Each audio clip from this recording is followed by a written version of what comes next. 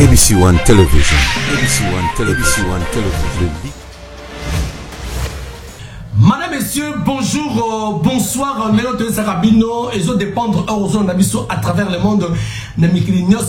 Merci na maman Chantala Yaou, merci na papa Osé, merci na Nyoso Boron d'abisso.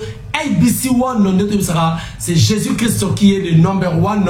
Émission de l'euro à la Elengi Makasi. Donc, Botika, télécommande Nabino vraiment, Bolanda Lelo, Makamba bien Kolobama. Maintenant, pour rappeler le 30 juin. Le 30 juin, tout ça, déjà à 180.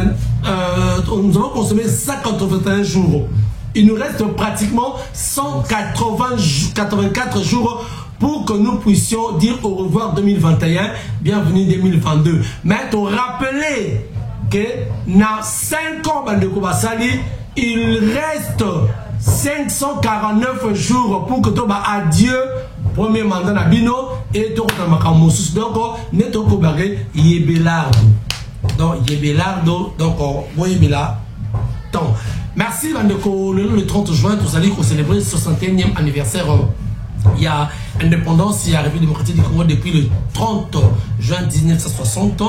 Alors, la RDC est côté Namakambo et Pelé, peut-être pour souffrir beaucoup. Et bien, ça a toujours, ils ont crise de légitimité à pouvoir. Alors, les autres ont fêté 61e anniversaire. Parce que ça fait partie aussi, il y a actualité autour de l'élo. Est-ce que le peuple congolais est fier de célébrer cette journée?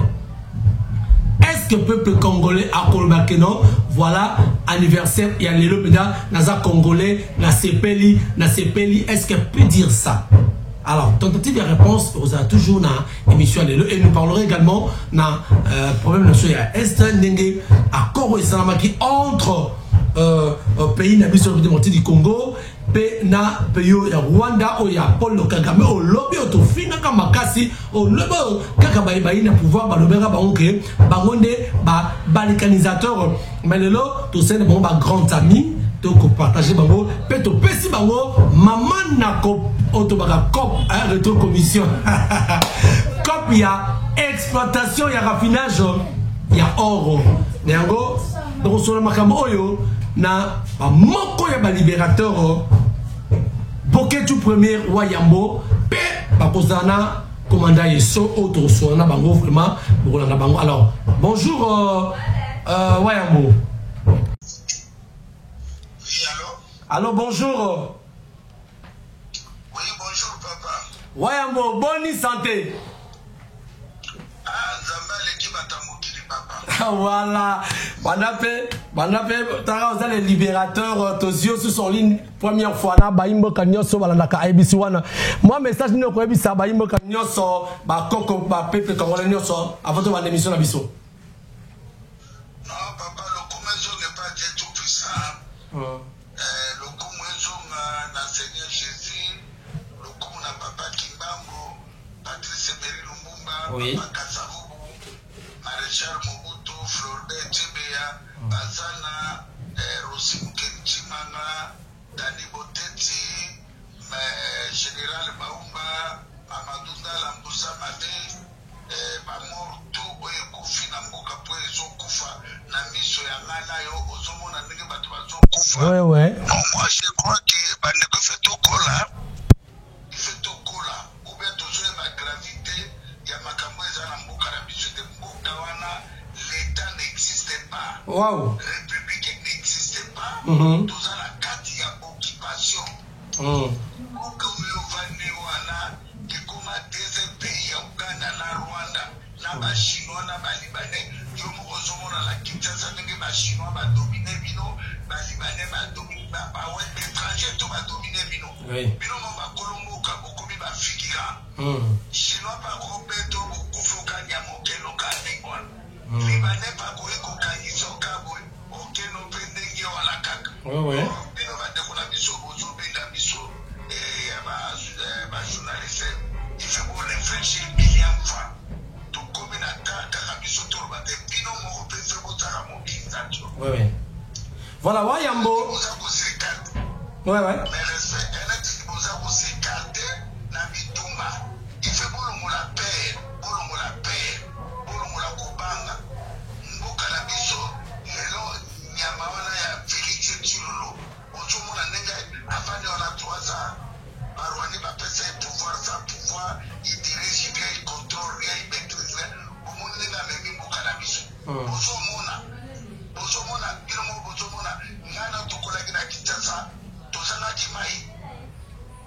Boete.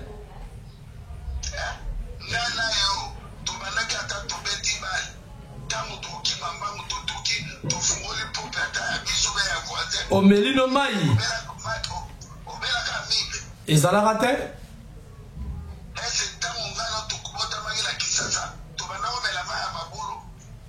Ezalaka te?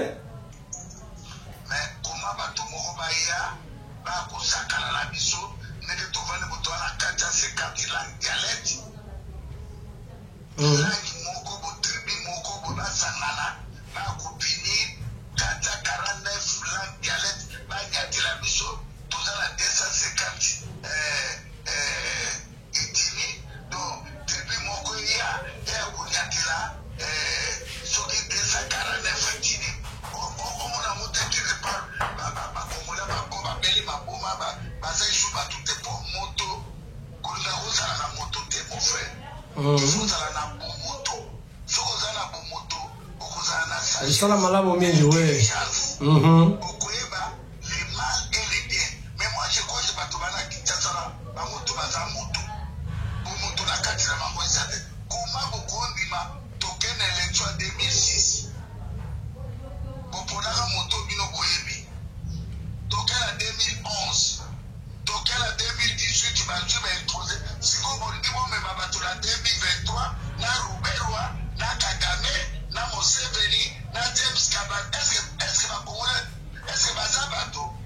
D'accord. Voilà. Wayambo. Voilà. Merci beaucoup vraiment parce que là c'était juste une introduction pour Nayo. Mais Wayambo, moi les Cambomone Nezali, oyebi nene tolobaka lobby, ezalaka moi. Tu m'as qu'on traiter Rwanda de tout le monde, tu m'as qu'on finga Kanambe, mais le lot moni ba ko diriger le lot, ba sali ba ami na ba oyo lobby to finga ka ba ke ba signer ba accord. Uyo wa yambo ko mona likamwana ndengeni.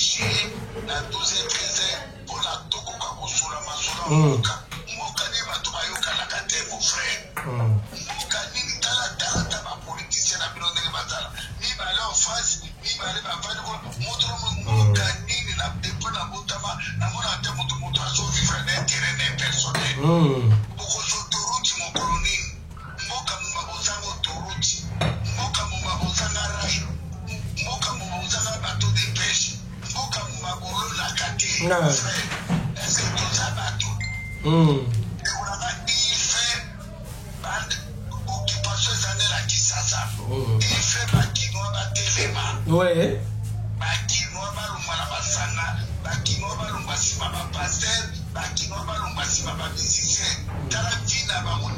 Mais ma pasteur va coliter pe wa yambo ba pasteur ba ko ba bon pe ba coliter pour que ba imbo ka ba bimani est-ce que ma pasteur pe passer na kambwana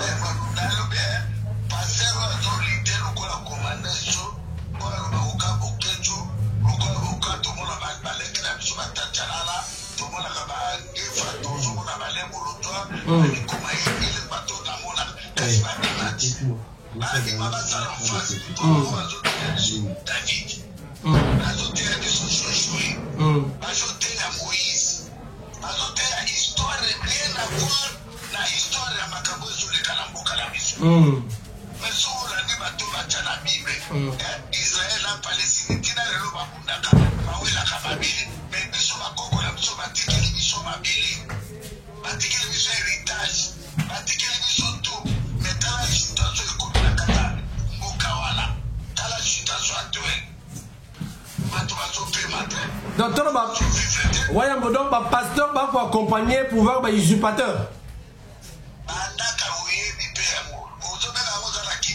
Ouais.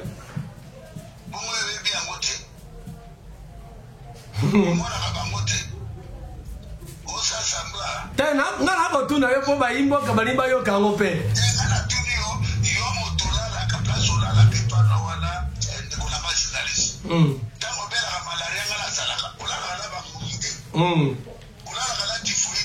soki bakangi na 3 plus moto eleki kozwaka te pirogue te bandeko na ngai totika bablage totika baventure c'est le moment ya moto to ifa koma histoire na ye moto moko na cimetière ya métropole ya mbetege ya kitabo oyo bakokundela bajipe na baimmeuble azadi bakoko na biso bakomaki histoire ife tokoma histoire ife kobengana félix etulolo na batuti tout très vite yo tambolaka na pouvoir leptu na butu omonaka barwande te bango moto baosirishi na batipe na ba19 20 batipe ya minene bimi na butu bazokende na babwati bazomela mokala na batuti lelo tokoma oro na biso ya kilomoto pdg nango saidi laki ya moseveni lelo félix etulolo azwi $1 million ake kopesa ngo rwanda mpo natire efrape rwanda Niragongo, oui. ndeko na ngai atosigne bacor mpo na rwanda A raffiner ma pétrole. Et or plutôt. ndeko na ngai Est-ce qu'on a. bakita na balabala kotika bavanti boza 18 millions so bato babimi ona 3 millions 4 millions mais qui ça c'est la lite bakokima Mais ouais. ndeko na ngai Wayambo balobi que bon asali bongo pour la relation ya bon voisinage azui ba or ba que traité na Rwanda mais est-ce qu'il y a pas d'homme congolais ba ko ça musala wana moto abomi mwasi na yo abomi mama na na papa na bala na okolia na ye Jamais. moto abomi mwasi na ndako akati ekimo na bana okolia na ye Rolia n'était sikoyo ye akepo barwande bapo peuple avotaki ete akepa barwande kokana barwande akokufa félix etulolo akokufa naza komisa bino dans la face du monde félix etulolo na mama na ye marte bebe na bango ekolala na vile ya kisasa wana bakokufa mokala ya batuti te mokala ya idps te mon frère mboka wana ya badepute na bino te na basena bakokufa. Nous sommes préparés pour ça. Nous sommes déterminés, mon frère. Nous sommes déterminés. Bino mokupe boye dakabiso dakatakisa sovano zali permission à 10 minutes ya mobiliser peuple. Il fait tout comme un moteur na ya bandeko na ngai. Ouais. Mais alors Wayambo lelo toza na 61e anniversaire ya indépendance ya mboka na biso République démocratique du Congo. Pour na yo les indicateurs ils sont en rouge ou bien en vert. Quel est le bilan?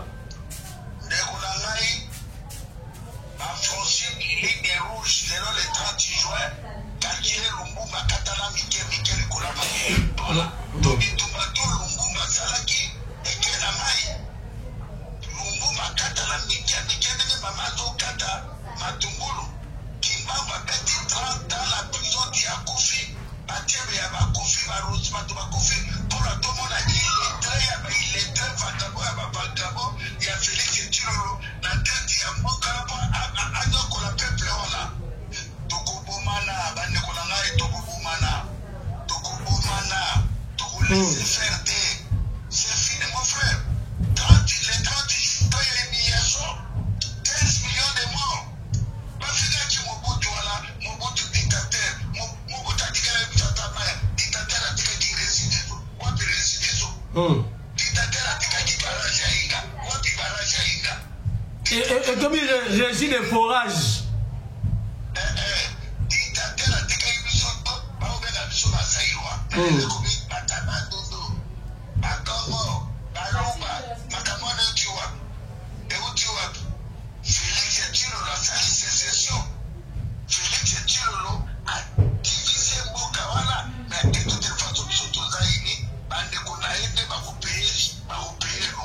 Est-ce que le lot congolais... Oui. Il y a malédiction. Le 30 juin, il y a occupation. Le 30 juin, il y a 15 millions de morts. Le 30 juin, Mokawana, deuxième pays à Rwanda et Ouganda. Le 30 juin, la République n'existe pas. L'État n'existe pas. Pouvoir, sans pouvoir, il dirige rien, il contrôle rien, il maîtrise rien. Il y a le Bazali Fafer, Aïba Kakutana, il y a le Baluka Bisuto. tozala tuna makasi ya force spirituelle na physique yo moko koka makambe koleka libana mon frère nana makuva nana makuva na otomonaka biso tokotana tozokufa pofu kana ifo kota rappel bona mama ye mokoti kokotana na l'hôpital bondeko na kliniki kalema okoti pe na pédiatrie ya kalembelebe ndenge bazosundola bana mon frère jusqu'à quand mes frères tout est à m'aventir tout ça m'aventir jusqu'à quand ndeko wayambo ouais ndeko wayambo lelo oyo bayimboka misusu bakoloba ndeko Félix il faut ça la deuxième mandat parce que mandat na liboso balobi Covid eyaki à travers donc moi ma bemingi na yango do aza obligé ba pesa toute chance yo wayambo lelo kwa na okomona ngene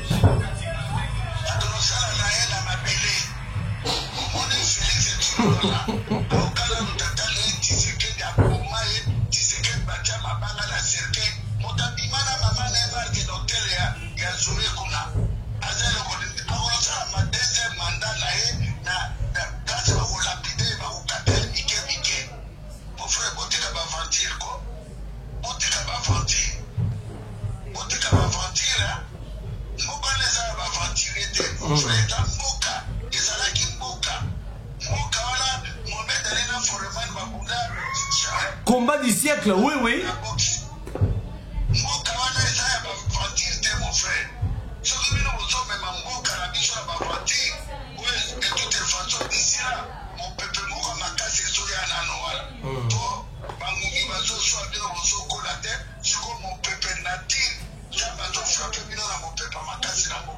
Voilà, voilà, bon. Nous avons un état de siège pour que nous traquer ma force américaine.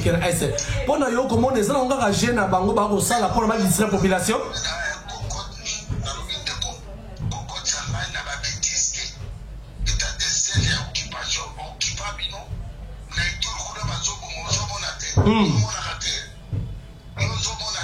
D'abord, nous sommes en train de faire pour nous avoir tant que nous avons une distraction.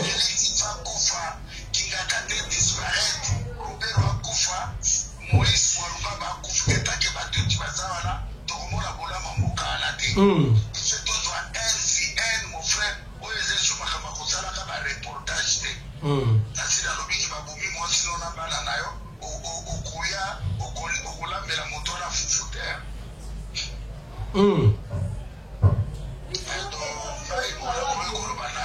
les 30 juin à malédiction, les 30 juin, indépendance, les 30 juin à table ronde, il y a Belgique, les 4 janvier 1959, pour libérer les longues générations, les longues sont esclaves. Esclavage, mon sous des aliments, peut passer dans ma cabo, ils sont les canaux, mon frère. Très bien, alors, Wayambo, avant de libérer, Nini Baimbo, Kabako retenir na passage na Ebisuan Sikoyo pour la libération Boka. Alors, on rappelle, occupation, occupant Boka la Kinshasa na Batouti. Il fait le coup la Belge, occupant la Bisso, les 30 jours, occupant la Bisso, tous les équipes pendant la Bisso le 4 janvier 1959. Télémata, la Kinshasa. La besoin bakinois balungwa na masana bati balungwa na kipede na kilesibienne bazwa conseil balungwa sima ba passer sima ba musicien mboka wana ezali ya propriété ya biso to mboka la moto moko aza plus fort na wazati mboka la towe kotikela moto journée mota alala sakala la bato yango na lobiki na la remercier yo moto vandi ezali mwa ya tout ça la reportage de Botomo n'a pas fait où est la Moukanamiso, dans le commun moment il y a action. Papa est comme moment à quoi agir comme on la paix. Bato fait balomona mobanga, bato balomana so qui bato babibi 3 millions, 4 millions, bato to na ba okima na so sena na bango babima libala. Batiki ya élection à 2023 pour kana ba mozala wana papa de la déjà 24 ans. Surtout Meki Awa, après ça va où était calé ba okoma na 30 ans. 30 ans, fille à baptiser à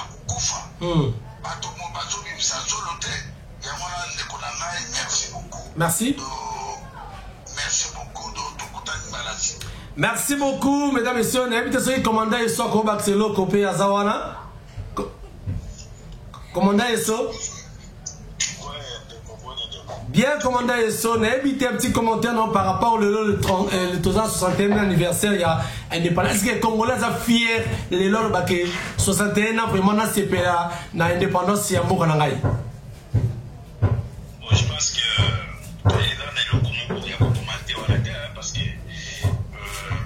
les Congolais m'ont à ça la conscience parce que l'indépendance c'est ça qui a Congolais qui sont parce que moi on a beaucoup place à Sali Atala depuis l'indépendance le connu niveau toi passer là le connu niveau va passer est-ce que depuis barango on a besoin de l'indépendance est-ce que l'État n'a pas ça qui peut vivre au biso toujours vivre les l'État indépendance au bango va monter là est-ce que ça qui m'a capot toujours monde donc c'est une analyse dans la TV c'est que Congolais tout Atala est-ce que l'État va beaucoup na biso ba mort ya ba mort nyonso autour de eux dans l'indépendance tinelo est-ce que ça n'est pas pour vivre makamozo pour vivre pour que ils la cima ils ont senga que peuple nouvelle génération ya peuple où ils vont conscient à l'élément parce que ceux qui bolingi boti la ba intellectuel ou bien aux autres côté là Mako Bomamboka Nabi ba intellectuel Mako Bomamboka intellectuel azate na mboka wana langue wana ce sont des langues parlées parce que intellectuel ba iba gaye mingi na pratique exactement mais ce que omoni que na mboka mobimba ba tutu o mutu ba iba ki oza intellectuel pour le français awa na kokosote bana na biso bazaba balobaka français moko ata moto na bino moko akusana te français ezolo ba maro mais okozwa moto moko boya ebe to koma français mo tellement zolo bana bien petit place petit poste pour azolo ba français le problème il faut que le bateau azana amour en mboka donc tika koza ba complexe ya langue moto azana amour ya mboka lelo soki na toliki tolobela kamere moto bano kisa kamere il est intelligent kamere azaboy awa bazwaki ka ba affaire bachina ba affaire moto bande ko démontrer bato ke bongo eza capable de développer na quelque temps koleka Brésil tout mona ki moyibi na ete foi na force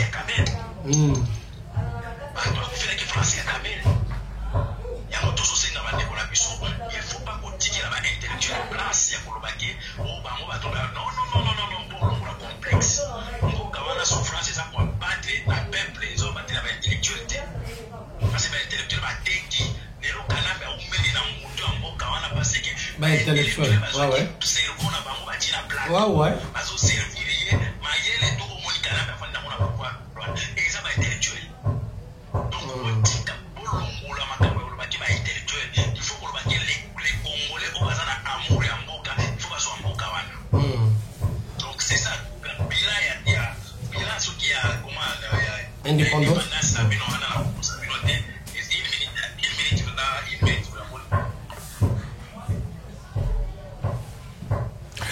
voilà donc merci beaucoup je crois mesdames messieurs c'était en ligne Neko Boketu hein, les libérateurs Boketu première Bango na Neko Esso hein, commandant Esso vraiment donc moni Bapesi Maimbo Kamakalista Bango je crois commandant Esso donc c'est l'une oui commandant Esso ouais pas de problème on est toujours en ligne ouais on est en ligne pas de problème continuez voilà ok il faut peuple zaïwa alongola kopesa vie na ye la responsabilité ya ba soi-disant ba intellectuel intellectuel aza moto lokola yo yeta zoluka kwanga lokola yo soki bato baza kokonte il faut ba intellectuel baloba bato wana ce sont des farceurs batanga bato asina bango bazoboma mboka ebele mpe badefanda banina bamobilité basalela bango badefense bani yango toloki peuple ezolongola nano eloko wana ya kokonte na bato baloba bafrançais parce que lula azwa Brésil lula atanga te voilà lula ok atanga te zuma tiko utilize ya utokozwa nini Afrique d'ici atanga wate zuma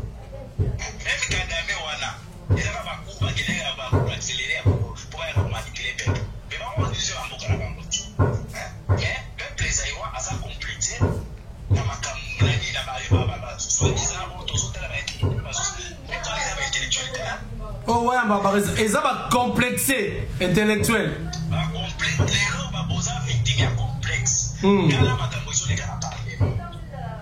Est-ce que un parlementaire au Bino va soi-disant pour ma norme qui va les robots sont contre parlement et l'obéir. Mais comment ça se fait que le parlement mobile Félix a été aussi accord na Rwanda dans ma Fali Bush B.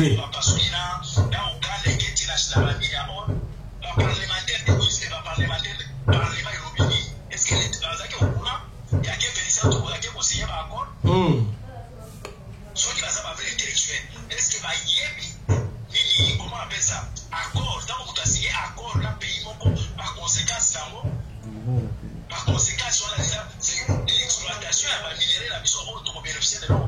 Rwanda a signé la Félix, c'est pas accord. Il y a exploité, va minérer la mission de l'or. On va investir que 5 millions de dollars, il y a investir, ça veut dire, à côté de 5 millions. Comment on va profiter? 27 millions là-bas. Commandant Esso, l'accord Rwanda et raffinage et or Rwanda entre les deux pays, de nos bénéficiaires.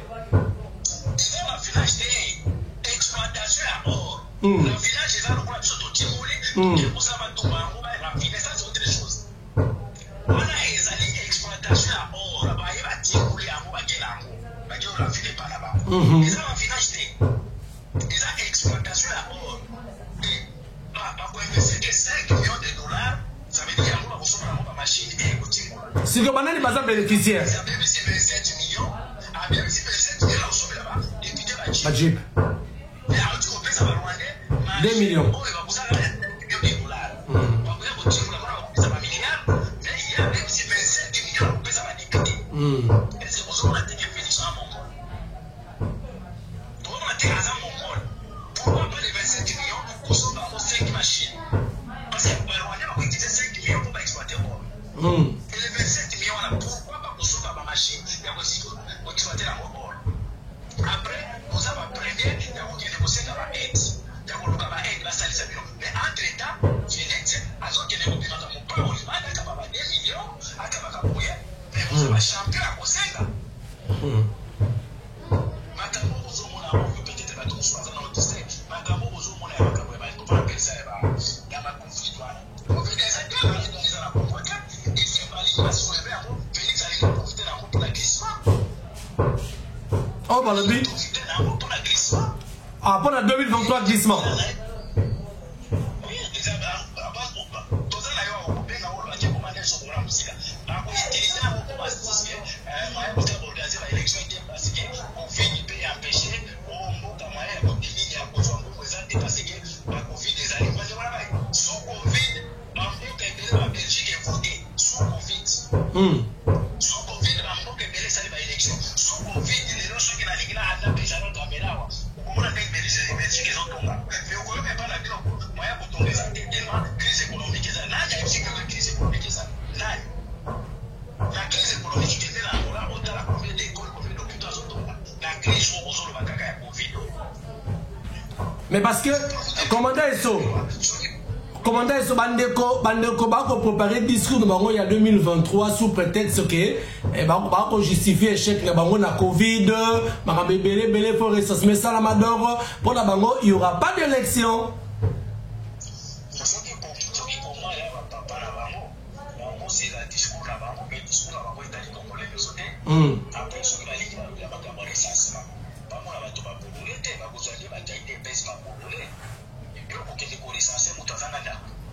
Recensement, c'est quoi? Identifier. Ouais. Compter.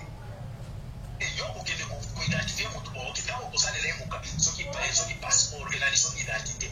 Dans mon canal, il y a beaucoup d'adresses parce que mon point est identifié pour l'adresse à la si on attend, toi qui m'as mandé pour la banque. Mandé pour la banque, comment occuper la nélotique. Si on a un dans la Zamba, on doit aller pour faire dans la centre, il y a des réfugiés. Dans mon canal, il y a beaucoup d'adresses, beaucoup d'adresses. Pour l'identité, il a sa adresse à moto. Dans le moment, parce que ça a été là-bas pour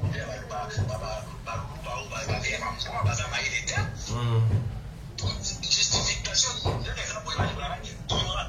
n'y aura pas des élections parce qu'il y a Félix Yamoko. À ça, après, vous avez élection après. Donc, question pour tout le monde, il y a un pour le baguette. Il dit que il y a un deuxième mandat. Mais maintenant, on va malade. Assez avec des signaux. Il y a un baguette pour se représenter. Après, on a deuxième mandat. Première fois, le baguette, dans mon cas, on a pour ça la deux mandats. Il faut ça la présence pour ma casse. Le baguette, pour ça la deux mandats, on a pour ça ma casse. Deuxième chose, on a pour le baguette. Après, il y a une autorisation pour que vous ayez la masse. Voilà. Dans le commandant, un instant. Commandant Balobi, la phrase, on a un lobby qui a souhaité, et ça a moi succéder, Balobi, et aux ancienne première dame, on a évité. Ok.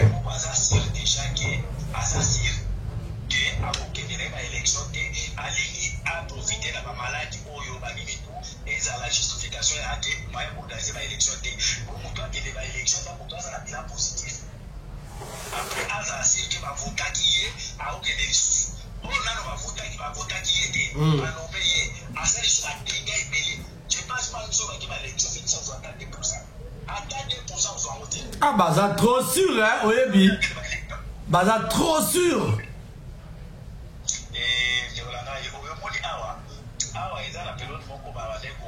Soigner ma bombe pour la vache bleue. Parce que ça passe pour toi, il y a un mois, moi, c'est déjà malade. Il y a un mois malade. Ou bien, il y a un dans la mouille, ou dégager sur la haie. Parce qu'il y a un mois, on va sonner. Il y a un dans la zéla. Donc, il ne faut pas qu'il me tourne les haïs. Parce que toi, il y a un mois, on va sonner. Un mois. Ah bon.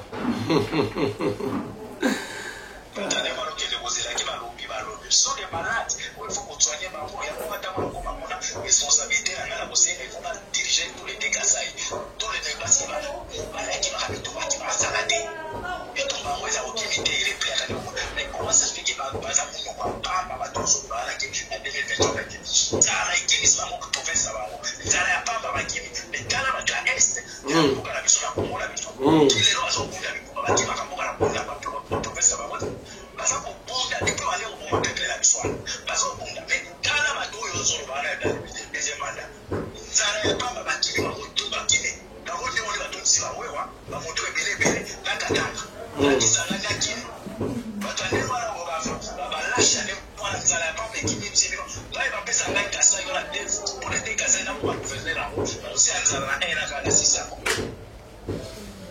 Ok, merci beaucoup, commandant Esso. Je crois bien que Olobi Benda, Maro Ezali Moutouya, mais habitez ce que Manini Bandeko Baimboka, Bakoko retenir na commandant Esso.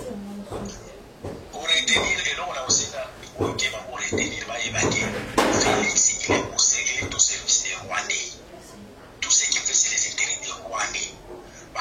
C'est là que Félix a recréé un emploi, c'est là que Félix fait quelque chose. Par contre, Félix a tiré sur la scène, ça se comprend des choses comme ça. 549. Combien? 549 jours. Ok, dans 549 jours, au moins un an électoral. Donc, ah. Après, ce qui va faire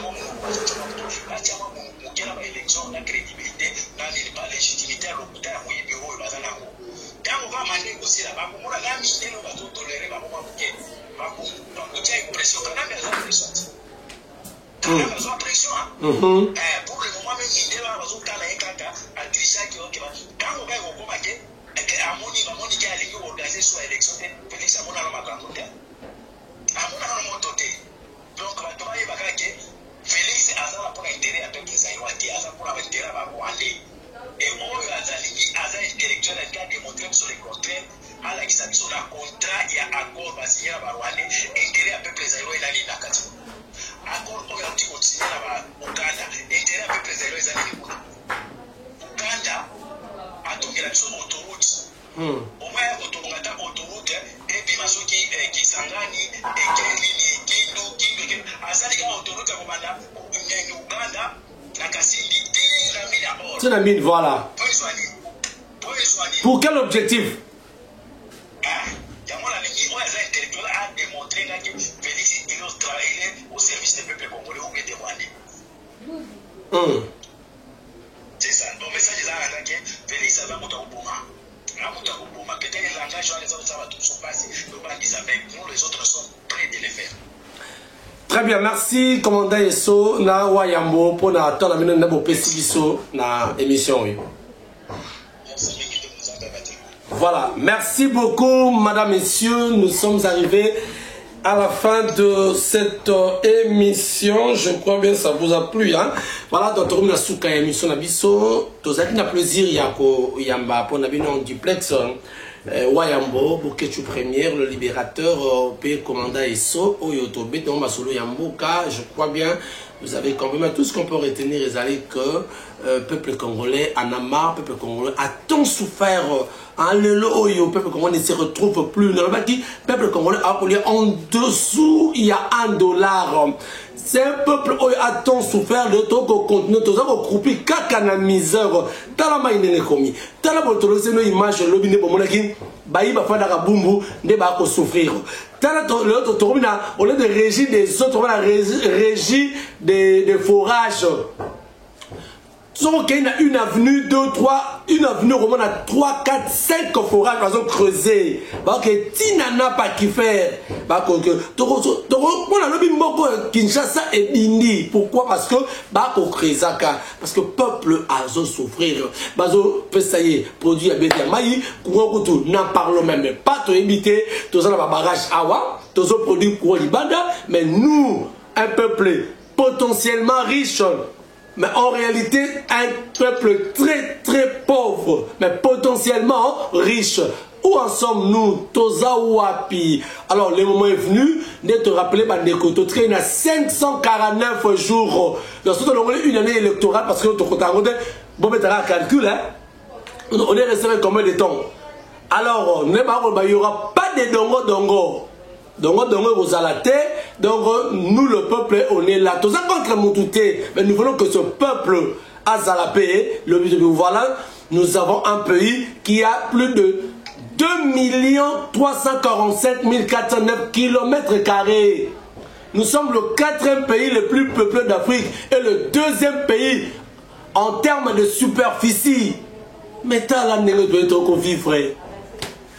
Hein? Scandale géologique à cause de ces minéraux. Mais son peuple n'en profite pas. Qu'est-ce qui se passe, mesdames, messieurs? Moi, je crois que, merci, on l'a dit, le 30 juin, ça doit se passer dans la méditation. Parce que, tout ça, on fera quoi? Rien ne marche. Les signaux sont au rouge. Les signaux sont au rouge dans tous les secteurs. Dans la critique Moutoufali. La critique parce que nous sommes tous des Congolais. Merci de nous avoir suivis. Merci à la grande équipe Fali Poupa. Et pardon, excusez-moi, Fali Matoko. Mais voilà, je salue aussi Fali Poupa, c'est certains musiciens. Merci aussi na Maman Lena. Merci na Papa Osé. Merci de nous vraiment continuez à vous abonner massivement la chaîne La Bino pour vous allez désuter. Merci le boss aussi Dédou le Roi. Hein, Dédou le Roi, merci beaucoup aussi Kozali. Vraiment, ça m'a pas molé ce Kozali. Maman Marlène, parce qu'à côté d'un grand homme, il y a toujours une grande dame. Hein, Maman Marlène, le roi, la reine. Ça m'a pas molé ce Kozali. Merci Nabande Kogno, sur toute la famille battant tout. Ça m'a pas molé ce que vous allez. Alors, sur une opportunité, tout prochainement pour un autre numéro, mais abonnez-vous massivement. Ingeta, ciao.